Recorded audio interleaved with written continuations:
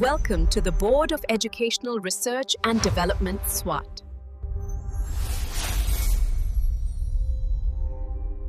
Assalamualaikum, Sayyida Maryam Naqvi is here from the Moonlight International Publishers. आज हम पढ़ना और लिखना सीखेंगे जिस्म के हिस्सों के नाम, लेकिन पहले इसकी पहचान जैसे आंख, नाक, हाथ, कान, गाल, जुबान। यहाँ पे देखें बाल,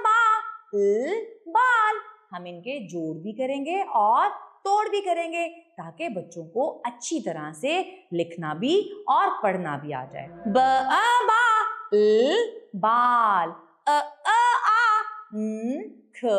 आंख। जब ऊपर हम लिखेंगे जिस्म के हिस्सों के नाम तो एक तरफ लिखेंगे जोड़ और दूसरी तरफ लिखेंगे तोड़।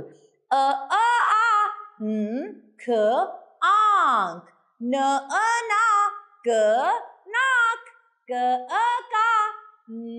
कान, पेशवाओ, होंठ, पेश उंग, अलफ नून गुन्ना या, उंगलियां, उंगलियां, बाजू, पा, हमजा वाओ नून गुन्ना, पाओ, टांग। तो हमने आज जिस्म के हिस्सों की पहचान की, इनके नाम सीखे और आप इसको जोड़ और तोड़ के साथ लिखेंगे।